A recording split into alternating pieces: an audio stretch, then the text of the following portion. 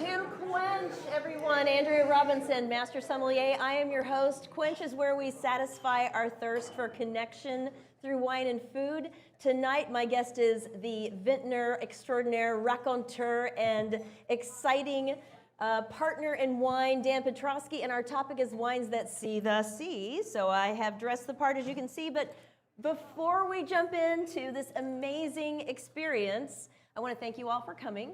We're streaming now tonight. I think we're trying, at least. We're streaming to, we think, Instagram. I won't see your comments if you comment unless somebody goes on my Instagram and looks at them, but I don't think we're going to pull that off. This is a new thing for us.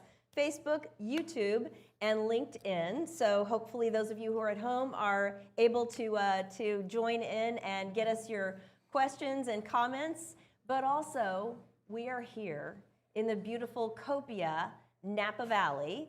And we have an in-person studio audience. Everybody wave over at my handsome husband, John, there, who is giving you your moment in the sun, or at least your moment on the screen. And we are so fortunate to be here at this home for wine, food, and the arts, founded by one of our founding fathers of the modern Napa Valley, which is Robert Mondavi, together with Julia Child and many of the other great vintners here of Napa Valley. And we're in the Napa Valley Vintners Theater, and we are tasting an extraordinary lineup of 6 wines. So we'll just take a look at that real quick. If we can jump to our roving camera there, we get a lineup, this gorgeous lineup of wines, all influenced by the ocean, and an extraordinary pairing plate from Chef Chris Lemerand of the Grove Restaurant. And as you can see, we have olive tapenade, we have euphoria cheese, we have a Spanish tortilla, we have Marcona almonds, olive oil, boquerones, of course a great crusty bread for our olive oil, and euphoria cheese. So, and, oh, hold on, we have a duck egg, a quail egg, raviolo, which I can't even imagine making this amount of raviolo for 60 of my best friends, but there you have it. We also have an amazing audience full of great wine lovers, but also expert vintners. I saw at least 2 or 3 masters of wine, including my colleague Kim Oshiro, America's newest one, and I think we have Mary Margaret McCamick, and lots of other people who are on that path to becoming their master of wine, which is so cool, so we're happy to have them. But we also have Dan Petroski. So great to have you here. Thank you so much for coming. He's, what'd you say, 66% into harvest. 66% through. Yeah. And so you will definitely be able to go on that ocean vacation by Thanksgiving for sure, right? I'm looking forward to actually having a Labor Day off. Right, can you imagine? Right, a Labor Day off for a vintner in the Northern Hemisphere. So before we jump though into our lineup of 6 wines and why you're my perfect guest to talk about wines that see the sea, we had a little poll. We had a little challenge upon arrival. Our welcome wine, normally we are going straight into thanking the people who provided it. We'll get to that because our welcome wine was a little surprise. And so, first of all, you tasted it, Dan, establish your credibility with me right away. What color is it? It's a white wine. It's a white wine. Okay, we got that part right. And but what we did was we played a game called the Nose Nose, and we gave the folks a lineup of 5 different essences, and 3 of them are in the wine, 2 of them are red herrings, and everybody has the ability now to answer a poll. So let's jump to our poll, and you'll see that your choices were lemon, peach, clementine, butter, and jasmine green tea. We got a lot of votes for lemon. We've got, peach is coming hard on its heels. Butter is losing ground, and jasmine green tea is not getting that much attention, a little bit though. So everybody found this to be pretty aromatic, it looks like. And it looks like a good chunk of the room is voting, and some of you are just too busy sipping it to give us your votes. So let's talk about this one for a second. I think I was talking to one of the Master of Wine folks in the crowd who was saying it's a little bit estery, which means I think what they meant is pretty floral. And so I'm surprised that more people didn't go with jasmine green tea on that. But Would you say it's a lighter bodied style or a fuller bodied style? What did y'all think? No consensus whatsoever. Where'd you land? Like, what's if you're just like looking at it as a? Did you think it was oaked? Not. No, for me, it's a little sweeter than I would like from this conversation we're having today. Right. So I was really intrigued by your choice of this wine coming in. But based on the polling, I didn't see the 5 until it was put on the board. And if you're definitely going to win with citrus, so you at least got one of the 5 right. Right. You're going to lose with butter, in my opinion. Yes. That's your one of your red herrings. Yep. I was surprised the jasmine green tea didn't pop because when you're thinking about these style of wines, we'll get into it a little bit. Floral and herb lead a lot of these wines. Yes. So that would have been, 2 of my 3 choices. Yeah. And then I always love a little, kind of clementine character, a little less peach. But it is it's a big wine on the body. It's a little because of this perceived sweetness. Boom, boom. And so what you're getting there is that body. And I was a little bit of trickery. This is a wine from our last episode. I encourage you to go onto the YouTube channel. Please subscribe if you haven't already. And check out the last episode, which was, we called it Route 60 Sip because it was July. And we were, not Route 66, but Route 50 Sip. And we were exploring American icon wines. And this is a Viognier from Virginia. So the grape is Viognier from Veritas Winery. So not an ocean-influenced wine per se, but everyone who talks to you about Virginia wine that makes it there talks about how they share an ocean with France, namely the Atlantic Ocean, and all of the both benefits and problems that brings to winemaking. But this was made by Emily Hodson. We had a great lineup of wines, including this one, because Viognier is really one of the whites that I think put modern Virginia wine on the map. And this one routinely wins the Governor's Cup, which is their big competition of Virginia wines judged by professionals, and I kind of lobbied that I would please like to be invited to be a judge of that competition because there's such a diversity of very cool wines there. But what do you think? How'd you like the wine? Pretty tasty, right? Awesome, awesome. All right, what I'd love everybody to do, because these wines are amazing and they are set up in a pretty cool order, I'd like you to go ahead and start swirling and smelling, and you're also free to taste the wines. We're gonna start with wine number 1, which is the Paco and Lola Albariño, and it is, as is typical of most Spanish Albariño, 100% Albariño grapes, 100% stainless steel fermentation and aging, sitting on the lees for 3 months, which is pretty typical of Rías, Baixas, Albariño. But let's just talk about the region, because in terms of wines that see the sea, this, in particular, the subregion of what they call Val dos Salnes is right on the water. So let's actually take a look at that. We have a beautiful image.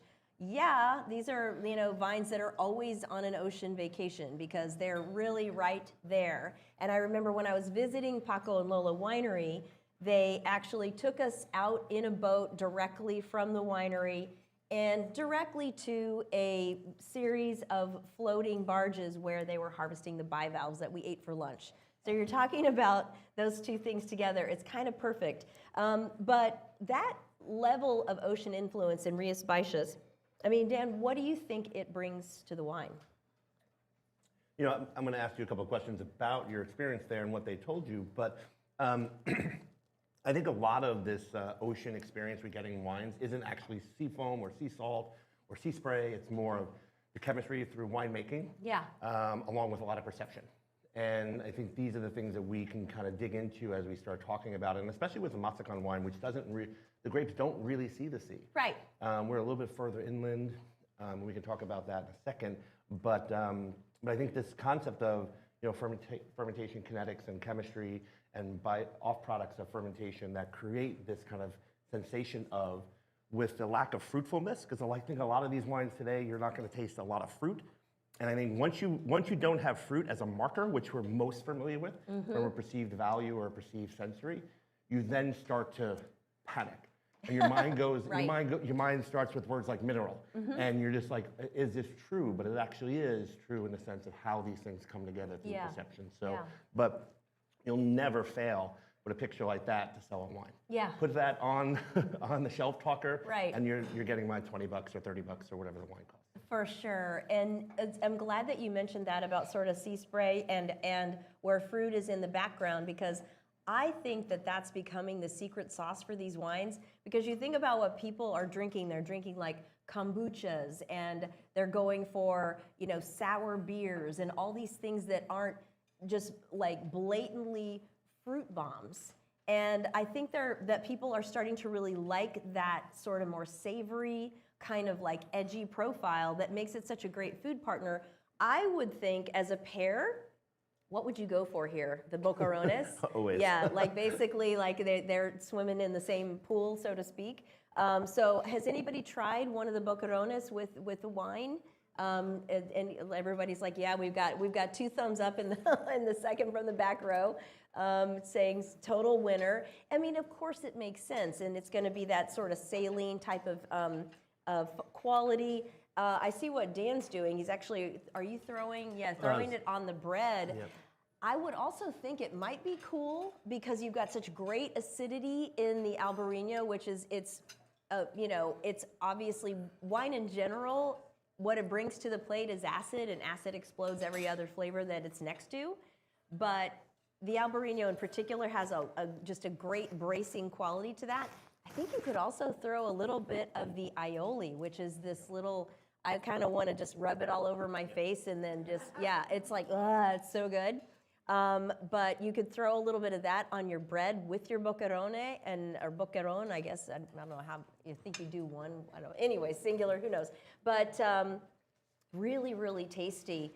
What do you think about the lees contact? I mean, we always talk about how that is a big deal with Albariño and giving it kind of texture. How do you, I mean, do you use lees contact in winemaking to get that?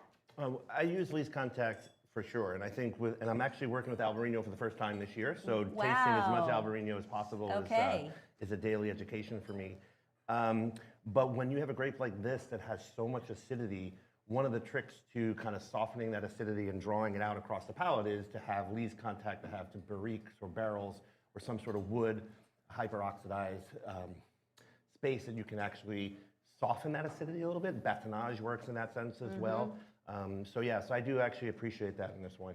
And for me, when I taste it and smell it, it has a lot of nice fragrance to it also.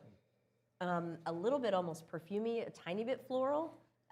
Anybody have any other? Yeah, I've got Christopher Sawyer, Christopher Sawyer, masterful at describing wine. Yes, I thought it was very floral. I mean, it's got fruit, but it's kind of like more exotic melon kinds of thing. I've been to Albariño region as well many times, and you have lots of razor clams and things like that. Yeah. You just basically eat seafood the whole entire time, and then you drink a bunch of the wines, and you have a great time. I really feel like this has the great acidity. It does have body and texture, and so I really liked it with our kind of fish part there. It really blows it up when you do have it with that. It's the saltiness of that, and it is the seafaringness. It's where it's located, too. I mean, a lot of us don't know that it's kind of right below the Basque region, or it is the part of the Basque region there in Spain, right above Portugal. And it's just on the sea. Yeah. And looking at the ocean. So this influence does help it cool down at night, and that's what preserves the acidity. And I just like the brightness and the freshness of it a lot. Yeah, me too. I also just, as I would typically do in life, I had it with popcorn. And, hard to go wrong. And I don't know if everywhere, including the Napa Valley, has wine by the glass at the movie theater, but it is kind of cool. Otherwise, just watch movies at home, and then you have your popcorn and your wine. So delicious wine. We are going to go to our next poll question. And this is about the winemaker Dan Petroski, because he is an expatriate of another career like I am. So let's jump to the poll if we could. Prior to becoming a winemaker, Dan Petroski worked in which industry? Fashion modeling, cybersecurity, gin botanicals farming, and publishing. And I know he loves gin, so it wouldn't have surprised me if it was gin botanicals farming. Okay, we got lots of people voting for the fashion modeling. This is great. I put fashion rather than runway because I was like, okay, how far can I push this? All right, well, so we clearly have a consensus for publishing. And so what got you, let's jump into wine number 2, the Massican Gemina. Am I saying it the way you would? Correct. Okay, great. And we'll show that label in a second. But first of all, just how did you get into wine from publishing? What took you there? And I believe it was Wines That See the Sea, but maybe Yes. I'm wrong. New York City fine dining, New York City dining, Time Inc.'s, Time Magazine's corporate credit card to explore New York City fine dining and all the wines. Nice. And then a transition out of publishing to a midlife crisis, a bit of a sabbatical, and I moved to the largest island in the Mediterranean. I moved to Sicily, and I worked in a vineyard for 9 months out of that 12-month stint. And so when you talk about wines of the sea, and you're thinking about Sicily, and you're thinking about the 16 bordering countries of Sicily, it really had an impact when I came back to America and ended up in California working in Pinot Noir with Andy Smith of Dumal, and then eventually Larkmead. But the bug was with me about these coastal Mediterranean white wines, which Napa Valley, Sonoma County can be very Mediterranean in climatic conditions. And I wondered why we weren't drinking more Mediterranean-style white wines. This was 20 years ago, and I started Massican in 2009. It's named after a mountain range right on the sea, just north of Naples in southern Italy. Gemina is named after the ancient Greek grape that came to Italy in the year 600. Wow. It came from Greece, so the Italians said we need to give this grape a nickname. We'll call it Greco, Greek grape. And so Gemina is a blend of Greco, Falangina, and Fiano, the 3 great white grapes of western Campania, western Sicily, going all the way up to volcanic hills into Tufo. And that was kind of like the epitome of wines by the sea. If you think about Italy, you think about it's a peninsula. I hate to say this, it's like Florida, but but it gets intense sun. It has very porous soils, not a lot of organic matter. It gets a lot of wind from North Africa, that Le Mistral wind that cuts through and then hits off Italy and goes through the Rhone Valley, and that causes a lot of stress. So it created grapes with high acid, created grapes with thick skins and tannic structure like Greco. Greco has the most tannin of any white grape variety. Wow. Falangina is one of the most acidic white grape varieties. And these are hundreds of years of evolution to protect themselves against the harshness of the sea, the harshness of the weather, harshness of the wind. And to get those planted here in California, there's not a lot of them. There's a bit more Fiano than there is Falangina and Greco combined. But I'm very fortunate. Where are they planted? So for me, I'm working in 3 locations. I'm working in Dunnigan Hills to get the Greco, so way inland, just north of Sacramento, north of Davis.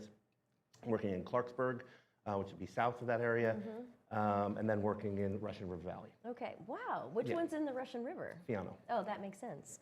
So I just tasted, so I took some of the olive tapenade with some olive oil to give it more like oily and roundness and to soften the briny assertiveness of the olive tapenade, and then tasted that with the wine. And I am telling you, I would just mix all of that with a pasta at home, and I would call that dinner. I mean, and think how cheap that would be.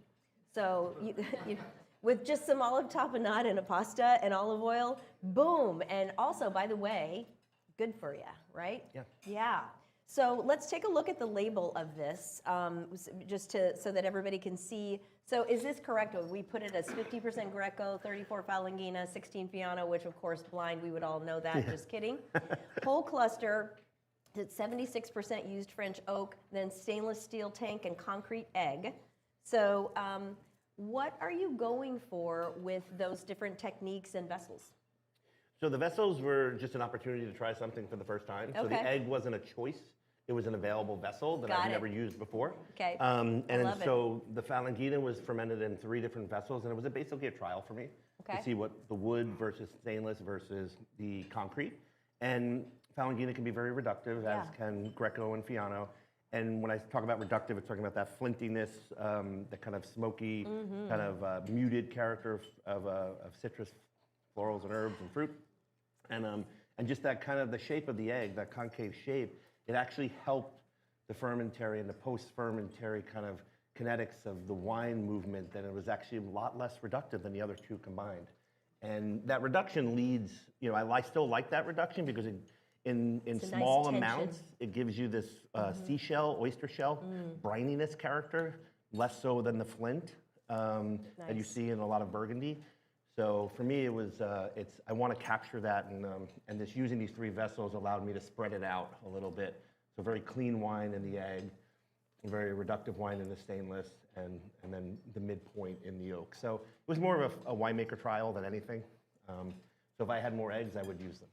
This is, speaking of eggs, that raviolo, the quail egg raviolo with this wine, I kind of want to just sign off now and just sit here and eat and drink because, oh my gosh, this is fantastic. So if you get a chance to come to the Grove and have a dish like that, but the wine, I'm struck by the aromatics. There's chervil, there's, which is a little bit of an herbal thing. There's a little bit of like fennel almost character to me, and then the fruit is like Asian pear. Like there's something, a crisp fruit to it, but it's not a tart crisp fruit. So I think I'm in the Asian pear zone. Am I there? No, I want to go back to what I said earlier about this idea of when you don't have fruit, your mind starts to connect things to put something together as a picture in your head. Yeah. I live every day of my life wishing I woke up in the Mediterranean.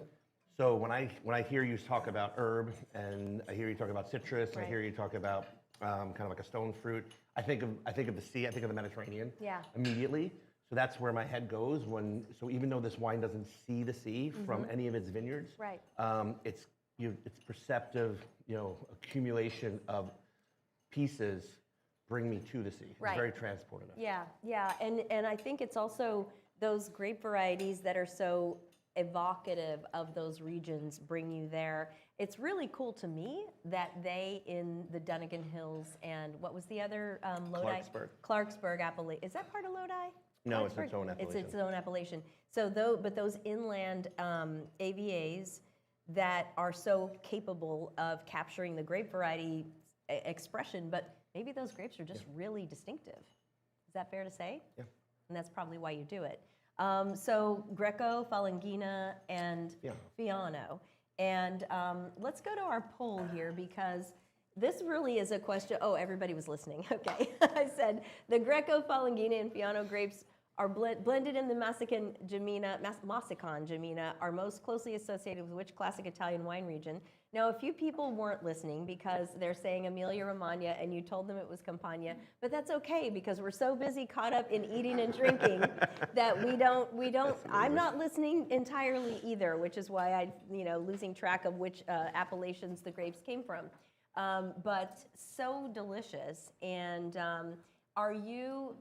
Of all the wines that you make, like I know you make Chardonnay, and I think you make Sauvignon Blanc.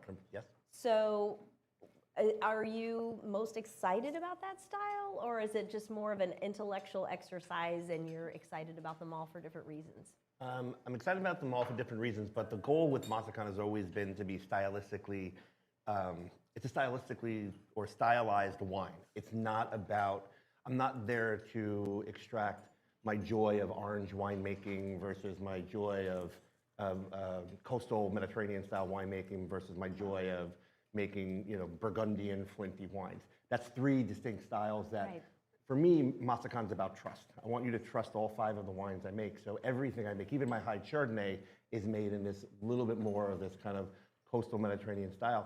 And it's a fermentation trick that if you ferment these wines or any white wine grapes at a really high temperature, above 70 degrees, you start to burn off a little bit of that fruit. And you get a little bit more of the floral, you get a little bit more of that succinic acid, which is this kind of bitter, salty acid that remains in the wine. And that has been my trick, like my secrets to Massican. So if you want to sell a wine to Gallo, go do that. And 5 years, you can maybe do it. But the reality of it is that's been my stance on these wines forever, is to make them all very similar. I think the 2025 vintage, which is what we're drinking today, the only wine that really sits outside of that happens to be the Sauvignon Blanc, which is not here today. But otherwise, all the wines are going to have they're going to sound like they should belong on the same side of a record by the same band, as opposed to I like that. 15 different expressions of 15 different grapes. Right. I think it's really hard for anyone to try to master 15 different grapes in an expression. There's not many people that can do that very well. I would agree, and you said so many things that I want to follow up on. One is you talked about trust, and I'm going to mention that about 2 years ago, maybe a little longer, you pulled out, I think, almost every wine you'd ever made under Massican label over at Louis Martini Winery. Yep. And those of us in the trade that got to go and experience that tasting saw how these wines get better with age, which is, of course, the sign of a world-class wine. You're not necessarily charging world-class wine prices in the sense that, which isn't to say that all world-class wine has to be expensive, but they tend to go that direction, right, once they're cellarable. This was an incredible experience. So I would just say to people who are looking for wines to cellar, and they're, if you've got a baby birth year or, some sort of a thing you want to commemorate in the future, you could put these down. And as long as you're putting them in the proper cellaring conditions, I forgot how far back we went, but it was at least 15 years maybe? 209, yeah. Okay, so there you go. So really, really something. So you talked about, I wanted to mention that because you mentioned trust when it comes to Massican. Then you also talked about you wanted it to be on a vinyl on the same side from the same band. And vinyl gives me a great segue into our next wine, which is the Cobb Wines Chardonnay. And we'll take a look at that label really quickly. So Cobb Wines started in the late 1980s, 100% Chardonnay, 1,000-foot elevation, which is pretty elevated and significant when you consider also its location, but 22 months and 20% new French oak, not very much of it made, which is typical of the great Sonoma coast wineries. But this is the Docks Vineyard JoAnn's Block Chardonnay from Cobb Wines. And I kind of like us to talk a little bit about wines 3 and 4 together, primarily because we're talking about the region called the Sonoma Coast. And let's just take a look at that image, talking about wines that see the sea. They do. Not every single vineyard is hard on the ocean waves like that, but that is the Pacific Ocean north of Bodega Bay, where the vines that are planted there really see the sea. They really see the sea influence. So in the case of the Pacific Ocean and the Sonoma Coast, what are the primary factors that are coming into the wine growing?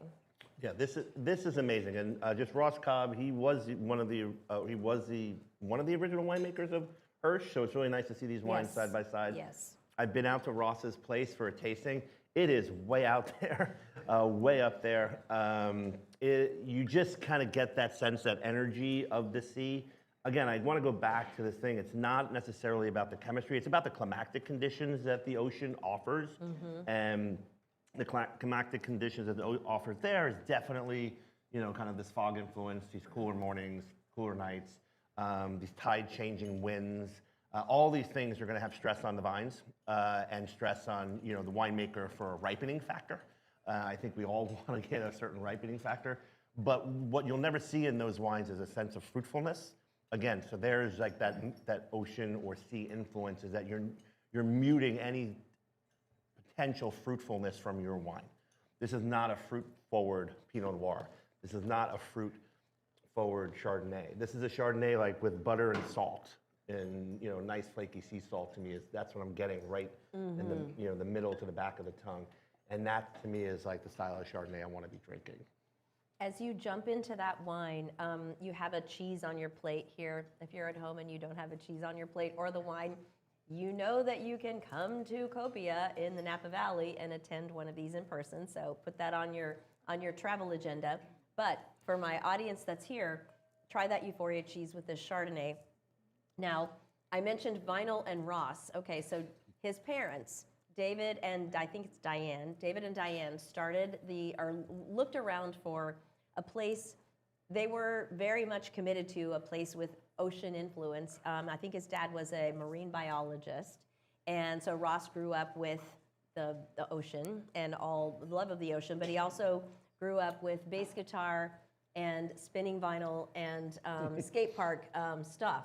So a guy with an appreciation of, I think I'll call it, other things that connect you to time and place. And things like music are a big deal in terms of that. Yep. So just when you taste this wine, like you said, it's not a fruit bomb. Like, what are some of the nuances that you're getting? Because I think when we talk about wines that show place, they show nuance. When they don't show place, they just kind of they're a one-note wine. No, and I think that's it. We always talk when a wine tastes different on the palate than it does on the nose. This is a perfect example of that. You would expect this wine to be thicker, have a much larger expression on the nose, possibly moving into a little bit more of a kind of an aged, fruit-driven Chardonnay, or more nuts-driven in, it's kind of like, feels like it should be more oxidative on the palate. That is partly the vintage 2022 being a warmer year. But no, the nuance on this to me is the excellence of that statement where you say, I'm expecting something but receiving something completely different, and I really enjoy how this is finishing. Yeah, there's like, to me, there's a little bit of it's like a toasted nut, but not, it's just slightly into the vein of toasty, and then very, like almost a chamomile potpourri. It's something very subtle underneath, but then it's got a huge amount of concentration to where I say, oh, this is gonna age for a really long time. And I think Ross is he on with us? Ross is on the chat. He said it's difficult for pollination, but there's a lot of fruit. He thinks lemon curd.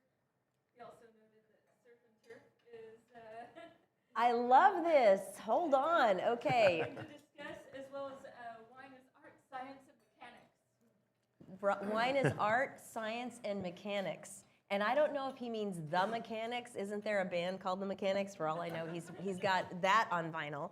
But no, it's interesting because I think it's so physical at the end of the day, isn't it? I mean, we think of there is a lot of art to it, but you're in the middle of harvest, and I'm sure, Ross, you are too. You're just slogging around, moving hoses and making calls and running around to vineyards. What do you think, if you were dividing it up between art, science, and mechanics, where do you sit? Everyone hates me. Wine is manufacturing. There's no art in winemaking. You're fermenting. It's science. I think there would be an arm wrestling thing going on I did if not they go were to school for touring. this. It is not my thing. I come from a Okay. journalism background. But no, honestly, you're manufacturing. It's Well, in other words, I think what you're saying is there's a lot of process. yeah. But at the end of the day, maybe the art and the science is during the farming, where, I don't know, we had a few episodes ago, the episode is called The Mount Crushmore of American Wine, not to be confused with the Mount Rushmore, but we do have one, and it's a Mount Crushmore. And Steve Mathiasen was the guest. I know you know him well. And, he was talking about, he's one person who looks at sort of like pruning as an art, for example, because that, he believes, really affects the end result in the wine and the fruit quality. And kind of, I've even heard this described as, hanging the fruit like a necklace. And it's architectural, almost like, not bonsai, but very similar. So maybe that's where the art comes. I'm not going to shit farm? on anyone's opinion, but the reality is, all of those voices Yeah. make the wine industry so special. Right. And we wouldn't be Napa Valley without Steve Mathiasen. We wouldn't be the Sonoma Coast without the Cobbs and the Hirsches. Yeah. So those are the things to me that we have to lift up and continue to appreciate. I just have a different opinion. Indeed. And so let's go to our speaking of, though, Ross has a very storied history. You got one answer from Dan Petroski, but let's go to our poll because in addition to being associated with his own family's winery, he's been associated with which famous wineries. You can choose all that apply. And man, you guys are good. Okay. All right, hold on. Now you're less good. Okay.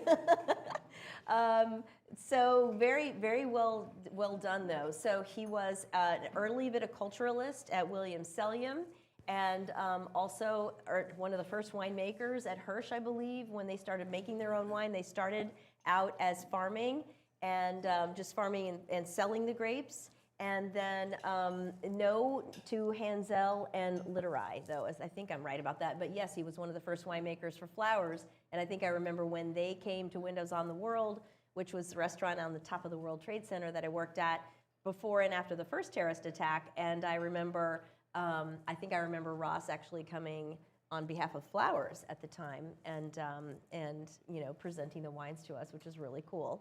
But back to Hirsch. And the Sonoma coast.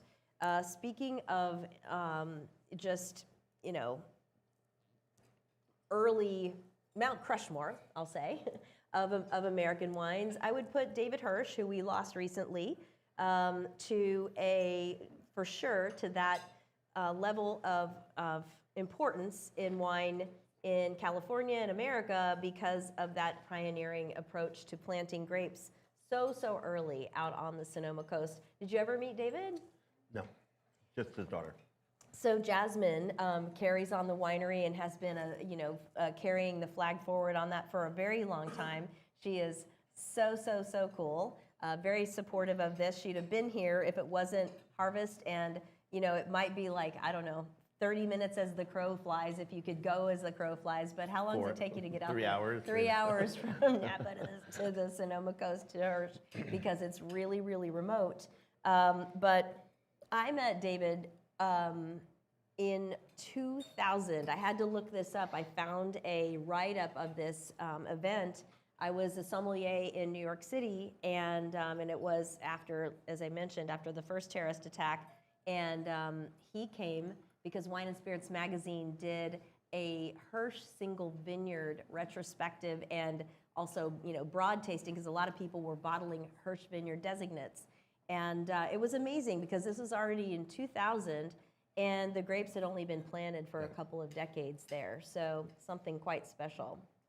Let's take a look at the label for this one. This wine's great. This has gorgeous fragrance. So Maritime Fields, they're not pussyfooting around about their wines and their vines seeing the sea. Planted in the 1990s, so already in excess of 20 years old vines, just 30% new oak. And what do you get on the nose of this wine? This is beautiful. This is beautiful wine. It is cherries are very Mediterranean climate, cherry pit here. Mm-hmm. I get a little if you go deep, if you breathe in and then you breathe in again, I go deep, I get a little cassis on the back end of it. And then it's very herbal on the palate. Again, taking us right to this place where I wake up every morning in my head of the Mediterranean, cherries, herbs. And it actually is the one wine that we've tasted so far that has this kind of prickly acidity that kind of is reminiscent of sea foam on the palate when you swallow. And I think that is just pure, beautiful acidity breaking down on your palate. And so to your point about acidity, ultimately in this case, the real huge influence of the vine seeing the sea is they're so close to the deep, unbelievably cold Pacific Ocean, and the cold temperature is giving you that acid retention in the wine and in the grapes, and therefore in the wine. I mean, how important is that to the world's high quality wines, the acid? I think when I first arrived in Sonoma County in 2006, people were talking about, the acid tannin balance, and Pinot Noir has a little bit more acidity, which both together will create a great wine, a legendary wine. But you still, with one component like acid, you can actually create longevity. Great wines, expensive wines, affordable wines that you mentioned earlier, legendary wines, they come from this kind of special mix of place and person, weather, climate, continuation. And I think the art, to use your word earlier, of the future is finding these new places. The places that are going to break down the traditional great wines that aren't going to be able to have the great acidities or structural components of the wine that make them so lovely and beautiful and delicious to drink. is going to be to find where the next generation of great wine growing land is. And I think this is, I think even in a climate changing world, the Sonoma Coast has a very long runway to continue to prove their existence as some of the greatest wines in the world. Well, and I'm glad you said that because, the ones that we've tasted, with the exception of the Massican, because it's so much a winemaker's wine, because you've chosen to find those few growers that would grow the grapes that lured you off of the publishing track and into wine. They are wines that if you are, somebody who's studying for a blind tasting test or for a credential, these are places that are identifiable. So they end up on blind tasting exams because you really can identify them. And that's kind of cool. It's in the same way that people, that might discuss Kentucky country ham or Virginia ham versus, jamón de bellota from Spain. They all are something distinctive of their place. So I think that's a pretty cool aspect of this. And the acid retention is probably a big part of it. When I smell this, I'm also getting, I don't know, maybe you said this already, a little bit of rose petal. There's some kind of pretty floral, fragrant note, a little bit of potpourri that's absolutely gorgeous. Anybody have any other words for this wine? Yeah, Christopher. Andrea, this is a great wine that really exemplifies what Sonoma Coast is. A lot of it is about tea tannins.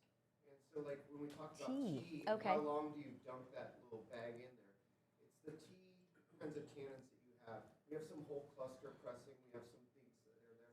We also have some older vineyards that are part of this blend. So we're still learning so much about California, what we can do here. We're not Burgundy, and we've never claimed to be, but we do have their grapes, and we can do things that maybe they can't do. And so when you push it out there 3 miles from the ocean, and this is for anyone that doesn't know this is where Hirsch is about, you go to Fort Ross, which is a historical area, and go way up on the mountain. It's about 3 miles from the ocean, so it's fantastic, but I love this. I agree. It is gorgeous and really, really just fragrant and beautiful. And I think also one that has the balance and the complexity to get better with age, which is cool. We'll never, let that happen because it's so good now. We're going to just drink it. I paired it with the Spanish tortilla, which I think is really delicious because you get kind of the earthiness of the potato. And Pinot Noir always has a nice little earthiness unless it's been mishandled and turned into a goo bomb, which is a technical term, just kidding. But there are a few wineries that do that, and I don't really appreciate that style as much as the ones that are much more filigreed and detailed and subtle. So Sonoma Coast, gorgeous and really special. And just remember, when you're thinking cool climate grapes, Chardonnay and Pinot Noir, whether that's in Champagne or in the Carneros or the Sonoma Coast or the Santa Lucia Highlands or Santa Rita Hills or many parts of the world, those two grapes can tend to thrive. And that's why tasting these wines side by side was a really cool treat. Beautiful. Okay, let's move to wine number 5, which is also a wine whose region sees the sea, and this is the Antinori Il Bruciato. And so let's take a look at that label.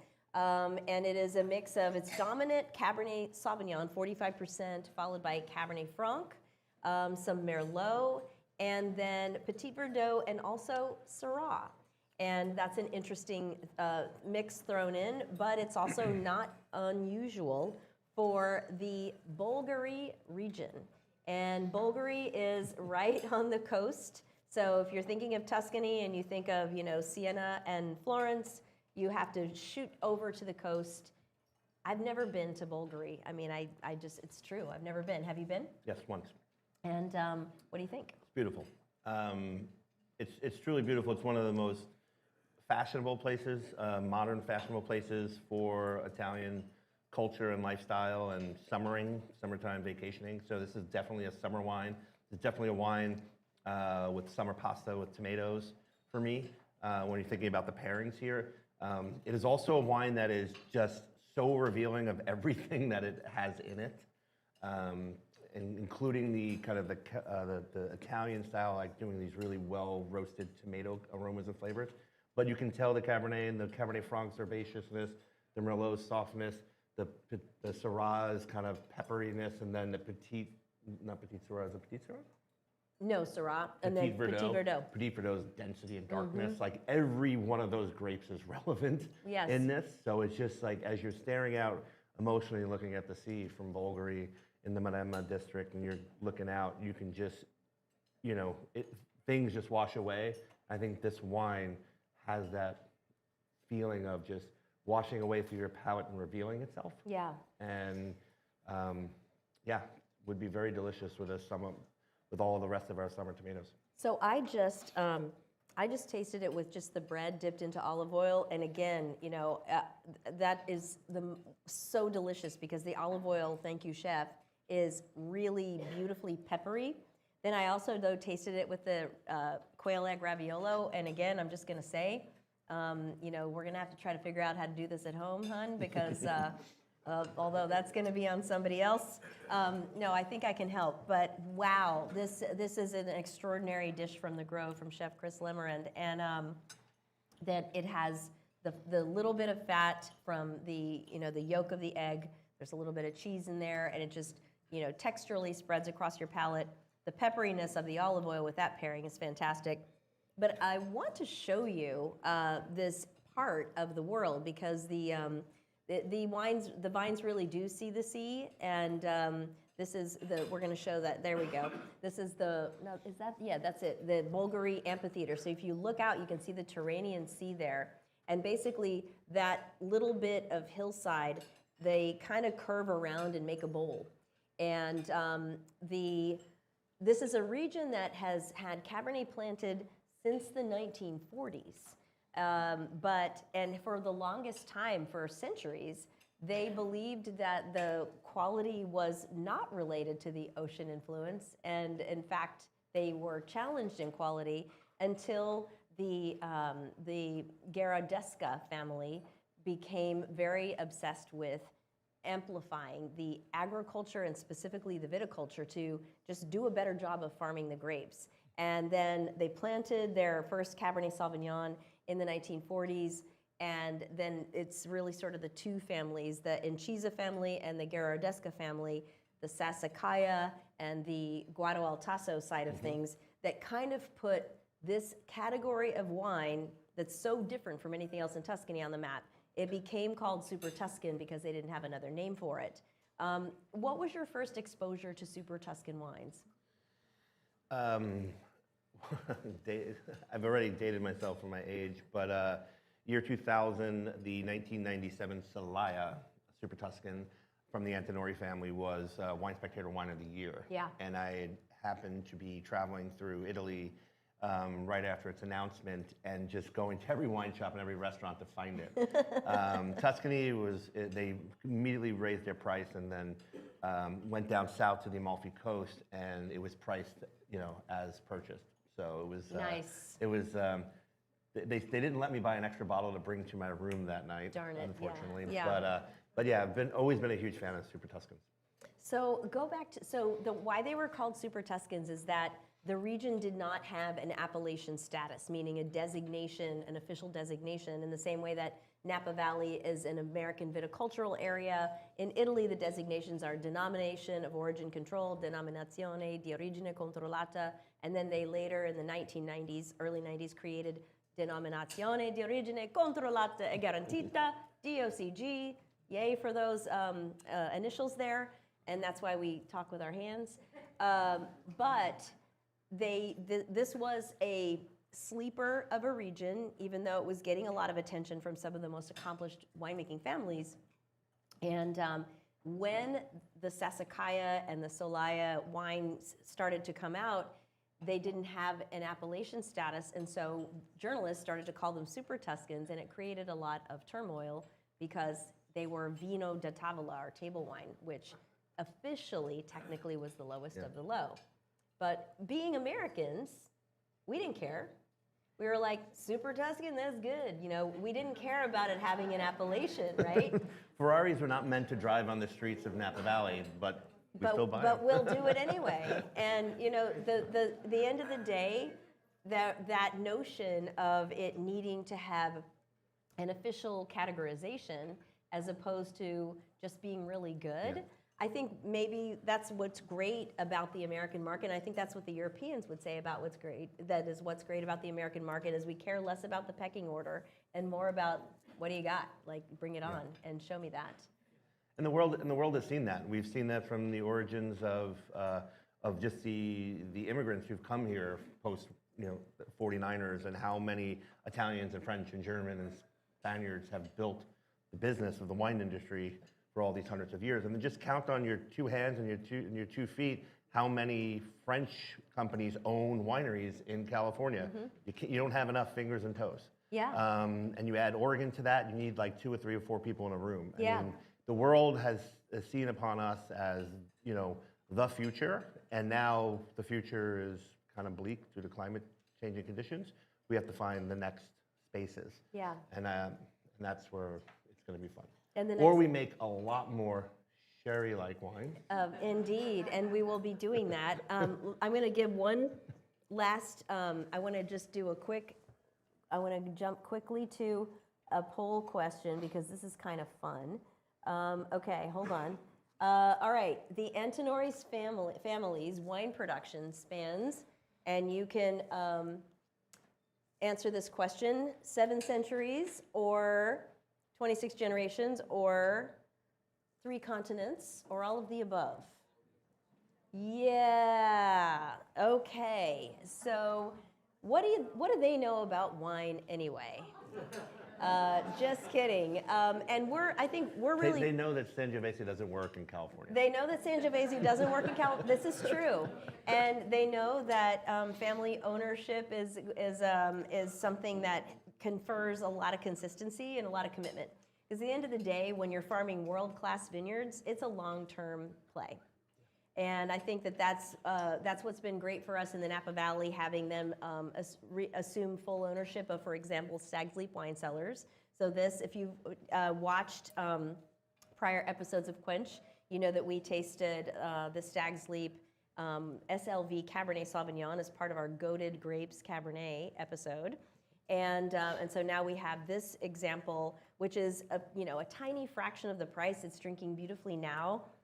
You can smell, I think, you can smell the Cabernet. I can also kind of get the Syrah. There's a little bit of that sort of like kind of just singed blueberry, but then there's also some of that still blackcurrant kind of piece. But then it's so silky and, like, you were saying, kind of ready to go, which is gorgeous. It makes you, just like you say, want to be at the seaside and blister some tomatoes or rehydrate some sun-drieds, and away you go. When you're cooking, I know that you're really into food, and I'm assuming that you cook a lot. Back to the fashion modeling prior career there, so like I referenced before the idea of olives. The olive tapenade, throw a bunch more olive oil at a pasta, and that's dinner. And to me, that's sort of like the simple way of especially Mediterranean, European seaside cooking. I mean, is that kind of your home thing? It is, but still 20 years later, having started my career in this business, I still come to the table with, what are we drinking? Okay, we'll prepare food for that. Us too. And I think that's that's our livelihood around here in the valley, and to me it's leaned, not only because I'm a white winemaker, but it's leaned a lot towards white wine over the course of the last 5 to 6 years. And as I started a few years ago writing a cookbook, and now I'm doing a compendium on pasta, and we're testing regional pastas against wine, and we can't seem to get out of white wine. Yeah. Pasta and white wine is just one of the perfect pairings that doesn't often get noticed. Or your intuition is not like, oh, what should I eat with eggplant parm? What should I drink with eggplant parm? You should actually drink Gemina. You shouldn't be drinking Albariño.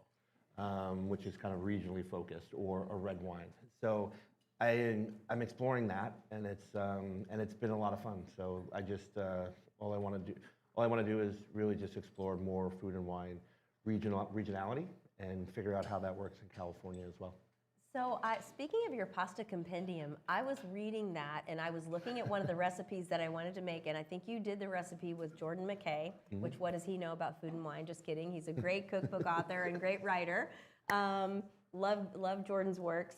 And you had butter in a pasta recipe from southern Italy, and it made me wonder, what was that? Oh shoot, what was it? With clams. I think it was linguine with clams. Linguine with clams. Yeah, and there's a little butter in there. Do you think that that's okay? Yes. I do. We in the original recipe from the cookbook, it had butter. We updated that. We're not publishing the recipes that we pair against the wines. Okay. But with the updated pairings of linguine and clams, we did not reduce the clam liquor and sauce with butter. Because I would maybe miss it, but I also thought, hey, is that allowed in Southern Italian recipes? My chef who worked with Jordan on that cookbook together was a San Francisco chef, Okay. and she took some, I think, California liberty. Yeah, absolutely. Well, and just butter is always, you can always take liberties with that. So speaking of which, but the buttered popcorn with this wine is delicious as well with the Il Bruciato. So I remember being in French culinary school. I went to the French Culinary Institute in New York City, and I then, shortly after I graduated, came out with my second book, which was Great Taste Made Simple, and it's a food and wine pairing book. And on the cover is me with popcorn. And all of my French chefs were like, Andrea, have we taught you nothing? You know, and I was like, well, popcorn goes with everything, wine. But yes, there was a lot more than popcorn in the book for sure. But I'm a huge fan, and that's why we have it every time at every episode of Quench. And the chef is very nice to accommodate us on that. What do we think, though, right? Popcorn pretty much goes with all the wines. Yeah? Yeah, pretty much. There's no way, but collectively, everyone in the room, you can probably at least muster popcorn, even if you're not a cook, right? So there you go. You can also just go buy some, and there's some pretty decent bagged popcorn out there, so yay. And it's whole grain, it's healthy-ish. Okay, all right, so you segued us, and then I segued us back. You segued us into the last wine, talk about a wine that sees the sea, but also a wine that is a wine of process that proves that in kind of challenging conditions, you can make an outstanding and interesting wine. So this is a sherry, and let's take a look at the label real quick. This is the Hidalgo Amontillado, which is the style of sherry. Napoleon is their particular proprietary brand name for this one. But this is Bodegas Hidalgo. Palomino Fino is the grape variety. It is a white grape variety, and it's the grape variety in most dry sherry, really all dry sherry, I think. The soil type of Albariño, and it's based on the word alba, which means white. You'll see that in a second. And it's produced in something called a Solera system, which is fractional aging in American oak. Butts are the particular type of cask that they use. This one was aged in casks that are 150 years old. So they just keep repairing them because the older the better for the cask in terms of what it imparts to the wine and how it reinforces what's called biological aging, which is let's change that one back. This is biological aging is the process by which the wine ages under a particular veil of yeast that is called flor or flower because it blossoms on top of the wine as it's beginning to age in the cask, which by definition, if you're going to have room for that to blossom, it's a partially filled cask. Why is that important? Because you can see that this wine is the color of iced tea. So that means that it has been exposed to some oxygen as well. And so this is a combination of both biological aging under flor and then oxidative aging. Think about what happens when you cut an apple in half and expose the flesh to air. It starts to turn brown on you. Same thing will happen to wine. White wine, you can see it as brown. Red wine, you see it as orange over time, right, as it starts to color and lose its vivid purpleness. But the first thing you need to do is just smell it to know it's a very, very unique style. Do you drink a lot of sherry? Not as much as I'd like. But you referenced something earlier, which I want to come back to, which is how we as Americans are now moving into this kombucha palette. We are now also moving into a bitters palette. Things in the last maybe 2 decades are kind of rising up to, like, your experiences working in New York City in restaurants.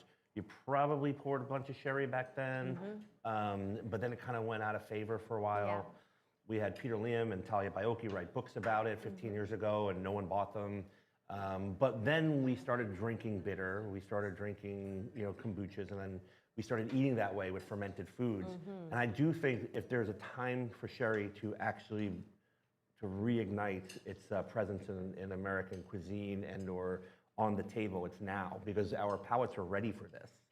This is not, that biological floor keeps the wine fresh and not turned to vinegar, but it still has incredible intensity and freshness, and like you can see this, the brightness of like fruit skins on here, and I just love this, and I don't drink enough of it. I always have a bottle in the refrigerator, but it tends to last there for a couple months before I like dip into it, and then I'll like drink half a bottle in a night, and then get back to it 3 months later. Yeah, it's this is gorgeous. Like, just when you smell this wine, wow, like there's so much going on. It's toasted nut, it's caramelized there, but it's completely dry. Like, you smell it and you might be like, oh, it's a praline if you're from the South, or they say praline, or it's a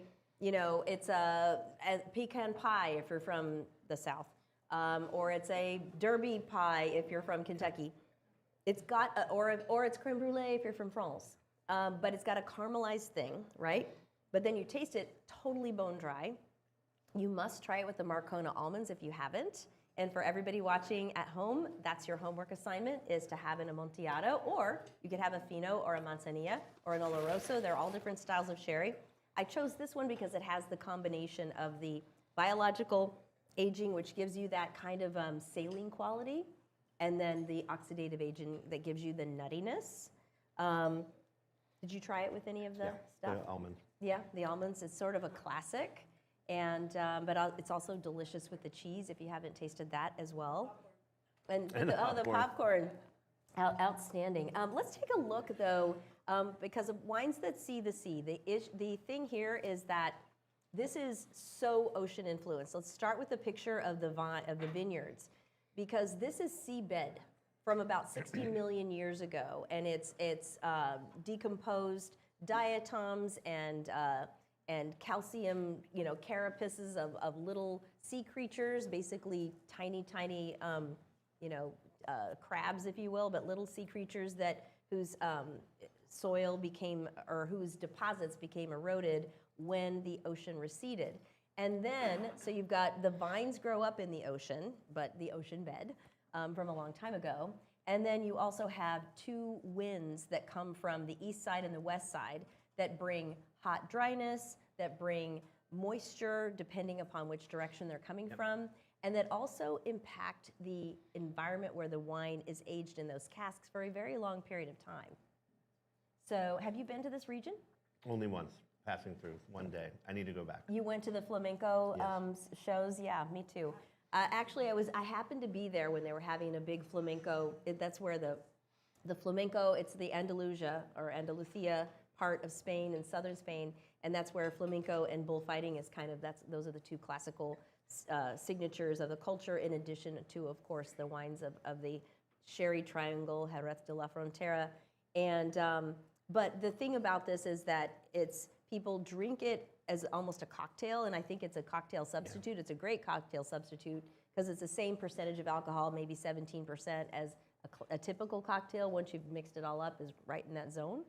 But it's got a lot of complexity and a lot of value, frankly. These are really inexpensive. And then a lot of great food affinity and a lot of sense of place. The value is incredible. This particular bottling, under $20 if you go to Lawler's, if you're local. These are stunning wines that don't get appreciated. I've spent 17 years with my tasting group, and we've done 2 sherry tastings with tapas-style food pairings, and they are the least beloved tastings that we've done. But one person in the group and myself were like, "When are we doing it again?" Yeah. Because we just don't get exposed to it this much, and it just really shows the beauty of nature and its evolution. Yeah. And what wine grapes can become through process, which again goes back to manufacturing. And it's really just what fascinates me is that they ever came up with that process at all. I mean, but there's so many things. It's like, how did they decide to build pyramids in Egypt? I mean, I know that's not exactly comparable, but it kind of is, because it's people, their ingenuity, making what they have in their local environment work really well to do something really cool. I think that's really what it's about, right? Let's toast Do to something that. cool. Yeah, and with your local environment and your local peeps, right? So, what how many people in the audience? And I know I don't have a camera on you right now, but how many people have had a wine like this before? Oh my goodness! All right, we got a bunch of pros. All right, good. How many people will continue to drink these wines? Because you'll never be invited back if you. Okay, good, excellent. Got it, excellent. It's the pairing with the almonds is amazing. Yeah, delicious with the Spanish tortilla. I would also say that if you love any kind of cured meats, it's fantastic with that. I've also just paired it with, again, really simple pasta. I'm going back to my, I'm never going to cook again. My kids are going to be like, "What are you doing?" Because I'll always be putting tapenade and pasta and olive oil and be like, "Okay, can you work a little harder?" Dinner at home is usually something kind of special, but this is really quite a wine that sees the sea. And so I'm going to give you one last poll question on this one, because we've talked a lot about this. The sherry region's ocean influence reflects what aspects of wine growing and production, and you can choose all that apply. And I think we gave you a pretty good idea of, yeah. Y'all are good. Okay, we had a couple people dropping out on the vine diseases and aging. And I didn't mention the vine diseases, but you're spot on in thinking about how the wind, if you're a viticulturist, you know that wind helps you keep vines from having mildews and things. And if you anyone who grows any kind of plant, rose bushes or strawberries or whatever, you're fighting mildew sometimes. And, yeah. So if you are, going to your next the sea location that has great wine, where would you go? Spain. You'd go to Spain. Yeah. Nice.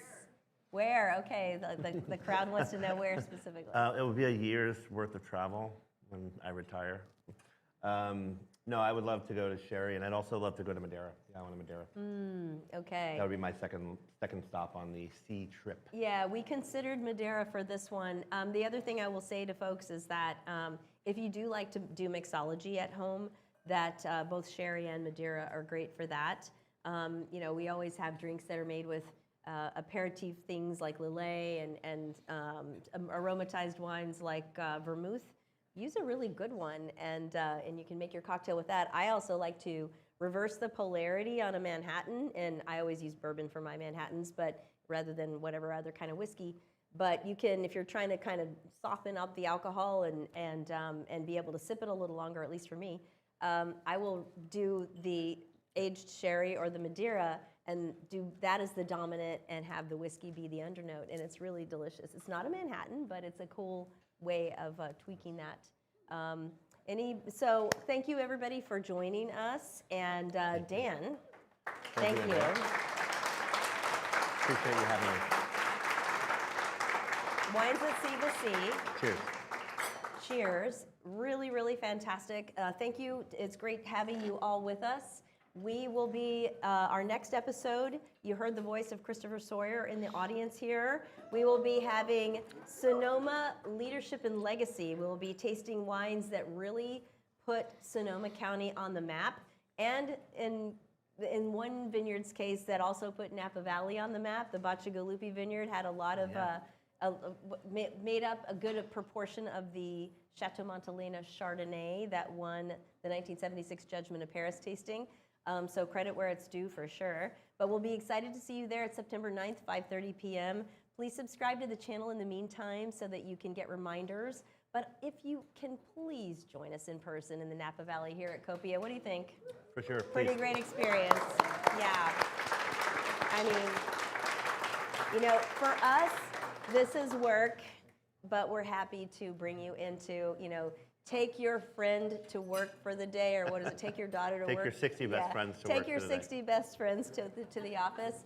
We'll see you again soon, and I'd love to hear your comments, and thank you so much for joining us. Cheers.